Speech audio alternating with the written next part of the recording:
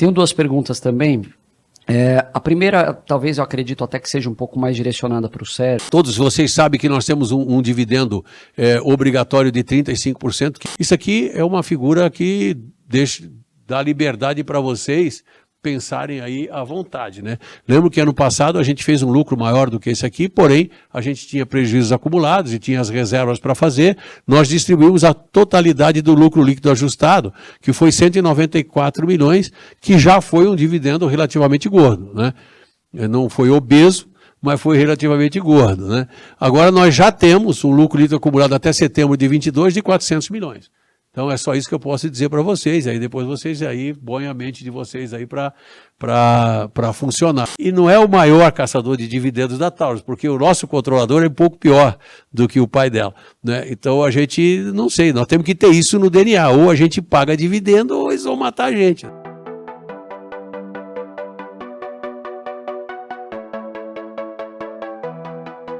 O que nós temos de oportunidade? Nós já falamos bastante dessa licitação do Exército, que são 425 mil fuzis, sem sombra de dúvida, é a maior licitação de fuzis da história do mundo, e nós estamos qualificados em termos de produto.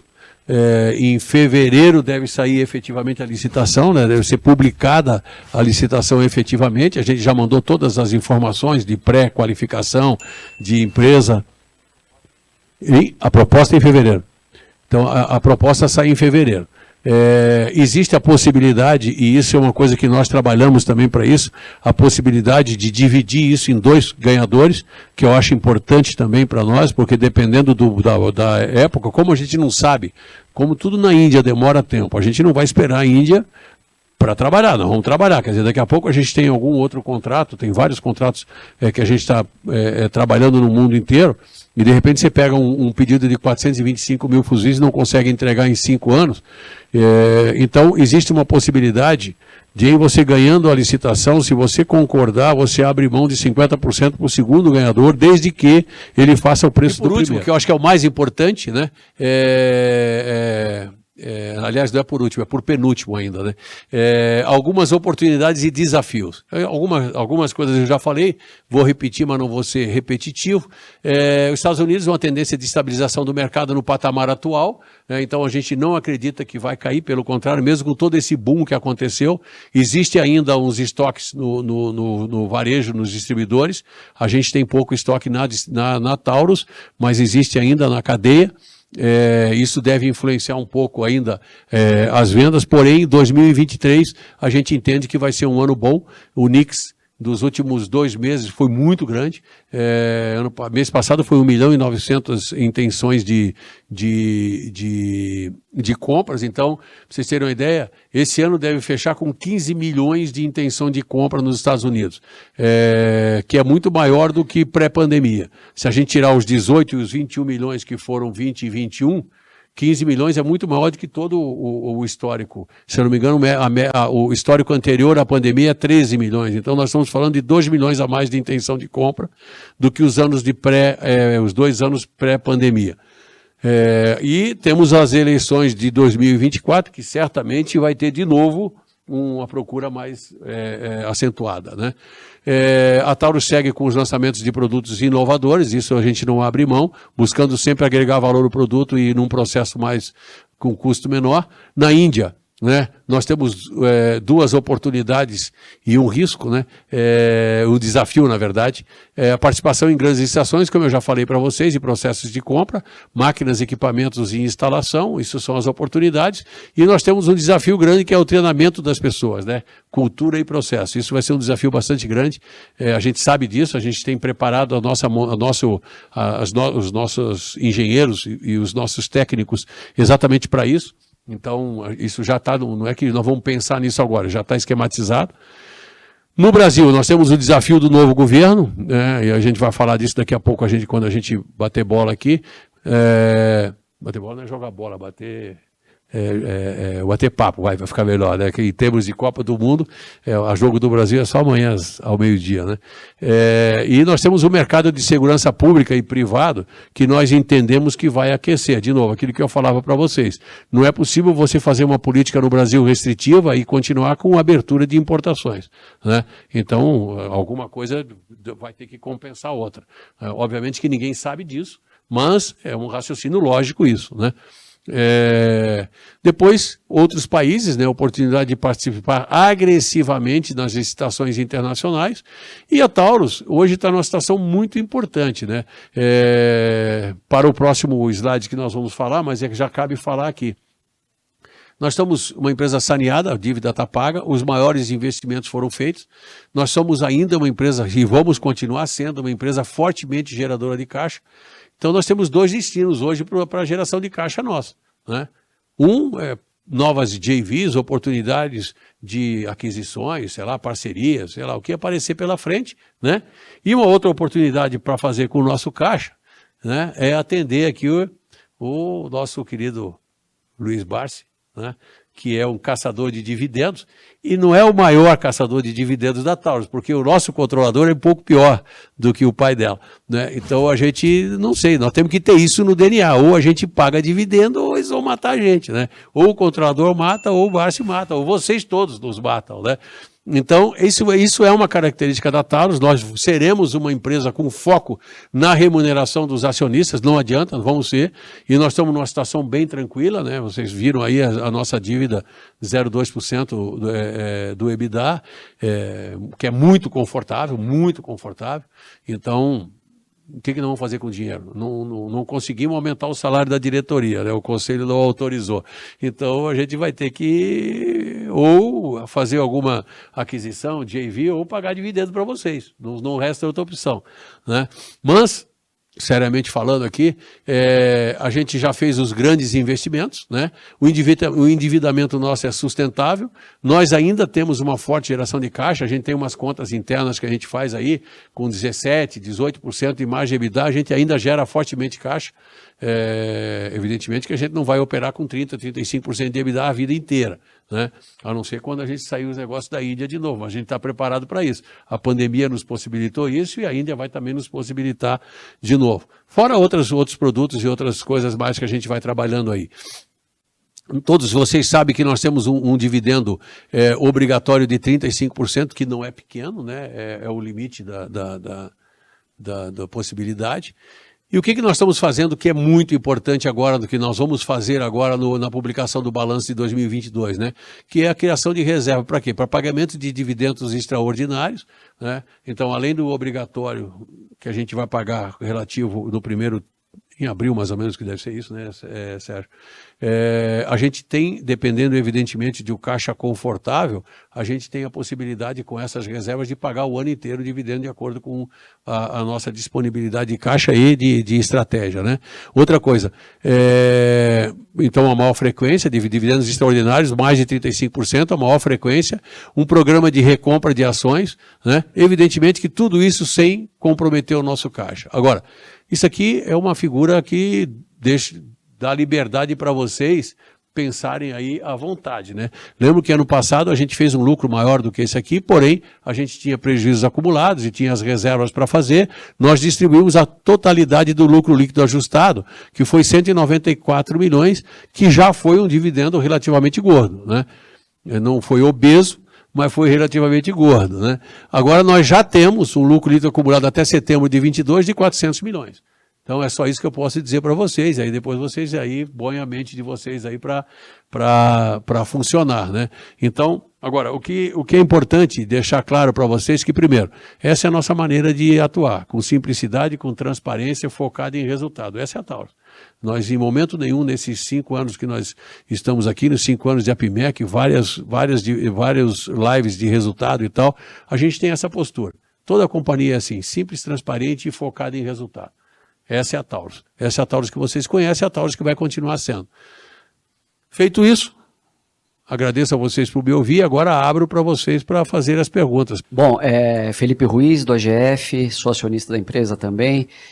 Queria agradecer vocês, antes de mais nada, pela bela apresentação, sempre concordo com o colega aqui, a transparência da Taurus é um diferencial, continuem dessa forma. Tenho duas perguntas também.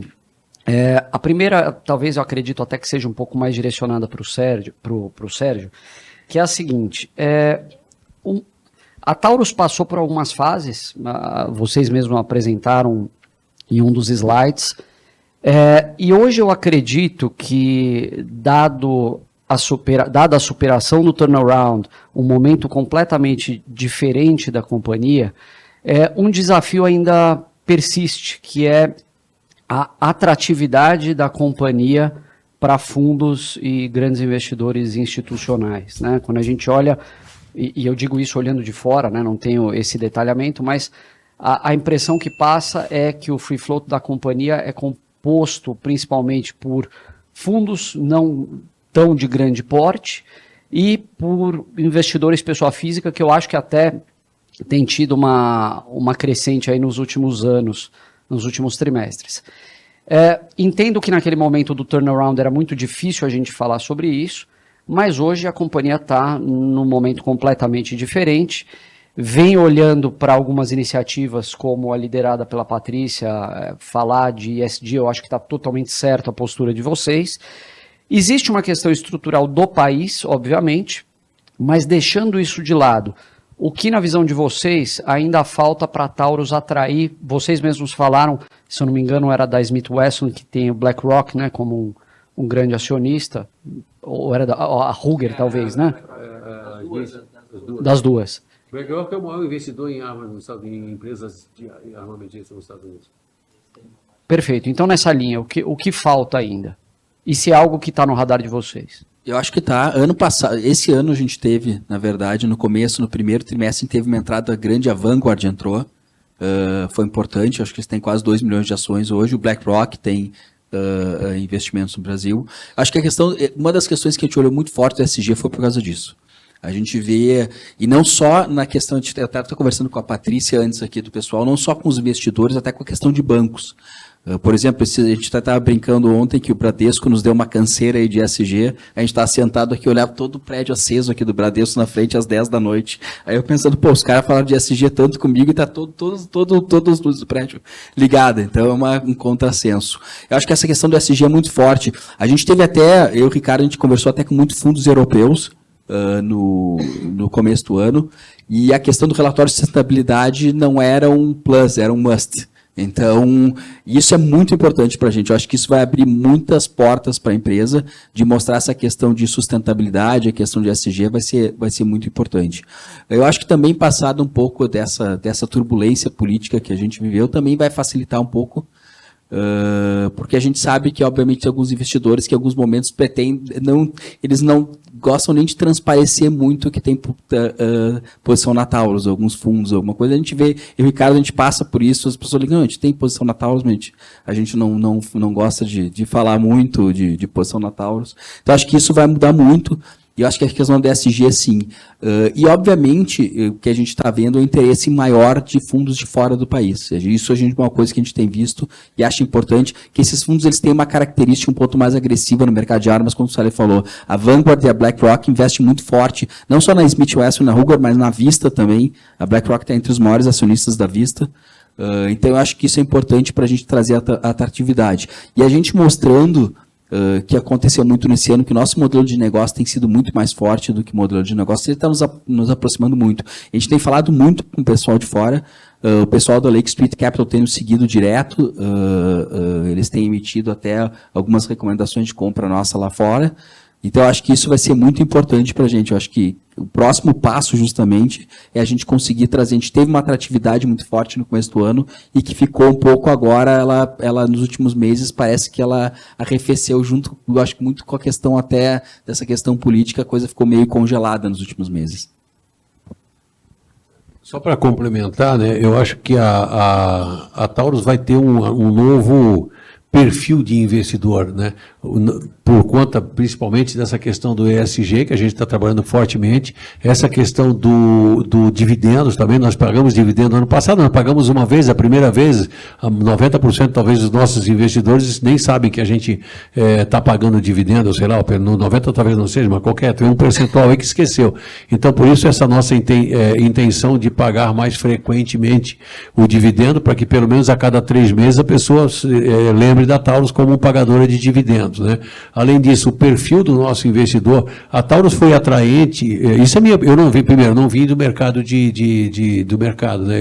É a primeira empresa de capital aberto que eu administro, eu brincava com o Sérgio aí, que eu era acostumado a trabalhar nas empresas que eu trabalhei, principalmente na CBC, eu mando e não quero dar satisfação para ninguém, né? Aqui é complicado, a Taurus é um monte de complicação, tem compliance, não que eu não cumpra os compliance, mas tem CVM, tem o conselho de administração, tem que dar satisfação para todo mundo, eu sou muito rápido, eu não tenho tempo para dar satisfação para muita gente, né? Mas eu tive que me adaptar, não venho do mercado, então isso aqui é opinião minha pessoal, não de alguém que conhece o mercado, mas que conhece, que analisou o que aconteceu com a Taurus nesses últimos anos. Então, a Taurus foi muito importante para quem especulava muito na Bolsa, né? E eu tive a oportunidade de conversar com seu pai há muito tempo, então, até o Luciano falou que talvez eu tenha sido uma das pessoas que mais tempo conversei com ele naquele dia que eu fui lá numa reunião com ele, sou apaixonado pelo seu pai, você sabe disso, acho que todo mundo tinha que ter a oportunidade e o prazer de poder conversar com ele um bom tempo. E ele dizia isso, né? Existe um investidor e um especulador, né? Aí eu perguntei para ele, mas quem é desses anos todos que você está na Bolsa, quem é o especulador que ganhou dinheiro, né? O que fez uma fortuna igual a isso? Nenhum, né? Porque, então, a Taurus durante muito tempo, ela foi importante para quem especulava, né? Porque por conta exatamente dessa oscilação do papel. O que está acontecendo agora, porque é impressionante, você entrega um tremendo resultado e no dia seguinte a ação cai. Aí você, né? Então, converso muito com o Barsi, converso com outras pessoas também, tem essa questão de aluguel de ações e tudo mais, e eu acho que agora, e tinha também esse medo do governo atual, né? Um governo extremamente liberal, arma, bom, tudo bem, quando acabar isso, como é que vai acontecer? Então, tudo isso vai acabar agora, quer dizer, não tem o ESG, vai acabar esse negócio de que ao contrário, nós vamos ter um governo extremamente conservador com relação à arma de fogo, né? Nós estamos prontos para remunerar o acionista, nós temos um puta do negócio pela frente que é o mercado da Índia. Então, a Taurus hoje eu acho que ela é uma empresa que chama a atenção do investidor. Eu tenho a impressão que esse nosso papel ele vai ser mais estável daqui para frente, menos especulador. Opinião minha, pessoal, só isso. Não sei se vocês concordam, mas é a minha opinião. Obrigado. Uma segunda pergunta rápida. Eu sei que eu já tinha feito essa pergunta, acho que há uns 2 anos aqui na PIMEC, mas vou insistir nela, porque eu acho que isso tem sido uma fonte de vantagem competitiva para a Taurus, mas em algum momento pode ser algo que se torne eventualmente prejudicial, que é justamente a questão do portfólio completo, né? A gente tem algumas famílias de armas, você tem um número de variantes relativamente grande, talvez direcionado até a você, já que você está aqui hoje. Em que momento, na visão de vocês, ter um portfólio completo ele deixa de ser uma fonte de vantagem competitiva e flexibilidade adicional e se torne um peso em relação à complexidade, ou seja, uma quantidade enorme de SKUs para gerenciar, fornecedores com diferentes padrões de qualidade, etc. Eu entendo que é uma curva e deve ter um ponto ótimo, uma zona ótima. Vocês enxergam dessa forma também? Ou seja, existe uma revisão de portfólio ao longo do tempo, eliminando SKUs que não são mais atrativos, etc.? Perfeito, é exatamente isso, né? O ciclo de vida do produto. Então, cada produto que nasce, ele tem um ciclo de vida que nós acompanhamos. Então, a nossa área de marketing de produto, ela analisa o ciclo de vida. E, evidentemente, quando ele deixa de ser atrativo, ou você tira ele de linha, ou se ele é estratégico, você produz ele por quantidade mínima. Então, o que a gente faz? O produto, por exemplo, no Brasil tem muito isso. Como nós somos o único fabricante no Brasil, eu tenho que atender um nicho de mercado, de repente, de 10 armas por dia. 10 armas por mês. Eu não vou fazer 10 armas por mês. Então, eu fabrico 100 armas e deixo no estoque.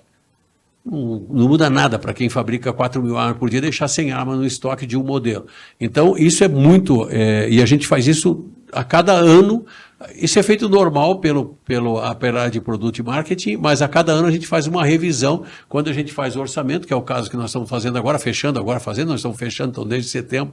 E aí nós tivemos que parar um pouquinho o orçamento para ver qual era o resultado da eleição, ficamos olhando o resultado da eleição e voltamos de novo para fazer o orçamento, né? Mas nesses final de ano a gente analisa todos os SKUs e verifica se estrategicamente ele é importante manter, se por volume ele é importante manter e faz uma reciclagem bastante grande. Então, por exemplo, nem todos os SKUs que eu vendo no Brasil eu vendo nos Estados Unidos e vice-versa ao contrário. Tá? Depende do comportamento. Isso pode ser um problema. Ele é uma vantagem competitiva, se você não avaliar isso, ele pode ser um problema, com certeza absoluta. E a gente olha isso, agora nesse momento a gente está olhando isso na revisão anual, o que já foi feito pelo marketing durante o ciclo de vida do produto, né? Quando ele sai com um programa de volume, intenção de venda, a direção de preço, intenção de volume e tudo mais. Você vai acompanhando. Quando isso começa a desequilibrar, aí você põe o foco em cima. E se ainda assim ele continuar e ele está morrendo, porque, por exemplo, um exemplo claro disso foi quando a gente trocou a Millennium pela G2C, né? Que foi um risco grande. Né? Eu não teria feito isso, foi feito antes da minha gestão. Nós tiramos o maior, o item que mais representava no nosso faturamento, de um dia para o outro mudamos de nome e lançamos outro produto, mais ou menos para mudar. Eu não faria isso, foi um risco tremendo. Né? E também ajudou para a gente, para essas coisas erradas que a Taurus fez lá atrás. Então, a gente costuma dizer que a gente olha no passado como retrovisor, realmente, só para a gente fazer as manobras e corrigir as manobras para o futuro, né? Okay? A Taurus é uma empresa que eu já tenho em carteira há um bom tempo, então não é novidade que eu estou indo visitar, ou não estou indo conhecer. Na verdade, acho que eles nem me aguentam mais receber lá. E eu trato a minha carteira de investimento como a minha holding pessoal, né? Então, é uma holding onde eu tenho posições em algumas empresas que eu faço questão de saber o que está acontecendo naquela empresa, né? Saber se ela está operando bem, se os projetos têm sido executados de acordo com o planejamento, se está tendo algum problema que eventualmente você não enxergue estando no computador. Sim. Então, eu acho que gastar sola de sapato, ela é parte do trabalho do investidor. E aí o pessoal fala, pô, mas eu não tenho condição de pagar uma passagem e ser recebido lá na empresa para visitar a fábrica, ou enfim, eu tenho meu trabalho no dia a dia, não consigo arrumar tempo para fazer isso. Realmente, mas hoje em dia a gente tem tantas informações disponíveis que eu acho que, sinceramente, não tem desculpa para você não se aprofundar em uma ou outra empresa. Então, eu estou falando isso para explicar o motivo da visita. É uma empresa que eu já tinha em carteira. A empresa vem passando por algumas mudanças, eu diria até melhorias significativas nos últimos anos. Uhum. Ela tem um portfólio de produtos hoje extremamente completo e bem sucedido em muitos mercados, principalmente o mercado civil americano. E a Taurus, assim, é uma empresa que eu considero imune à crise, porque hoje é uma empresa que tem 70% da sua receita dolarizada, já teve mais de 80%, e ela tem bons projetos em execução. Ela tem um investimento que foi feito recentemente na Índia, por exemplo, que até agora não rendeu frutos, ainda não começou a operar. Ela reduziu a alavancagem significativamente nos últimos anos. Então, é uma empresa que passou por maus bocados em algum momento, mas ela veio sendo saneada, e aí eu acho que mérito de uma gestão extremamente competente. E ela foi, sabe quando você tem aquela lista de 30 coisas para fazer, ela foi ticando um por um à medida que o tempo foi passando. Então hoje ela já ticou muitas dessas caixinhas, e as caixinhas que faltam são caixinhas muito mais pensadas em relação a crescimento, iniciativas de, vamos olhar, por exemplo, pagar dividendo para os acionistas, coisa que ela não podia se dar o luxo há um tempo atrás de olhar, porque quando você tem o banco batendo na porta da tua empresa, você não pode pensar em pagar dividendo, ou você não pode pensar em expandir, etc. Então hoje a Taurus está num momento muito melhor. Se discute muito essa questão armamentista, pró-armamentista do Bolsonaro versus contra armas do Lula, Mas assim, sinceramente, e de novo a gente volta àquilo que a gente falou lá atrás, é uma empresa que, se eu não me engano, ela tem 80 e poucos anos de existência, posso estar enganado, mas algo parecido com isso, são algumas décadas de existência, e também atravessou períodos tão ruins quanto ou piores no passado. Então eu particularmente acredito, tendo os produtos da qualidade que ela tem e atendendo os mercados com a qualidade que ela atende, eu acredito que é uma empresa que vai prosperar no médio e longo prazo, já vem prosperando, mas tem condição de melhorar cada vez mais. Ou seja, pouco interfere a questão política atual que é contra armamento.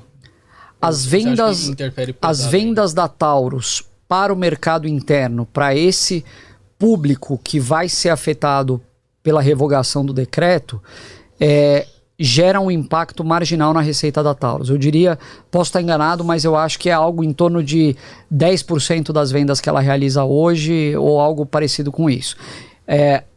Em alguns momentos, o mercado americano ele se comporta de uma forma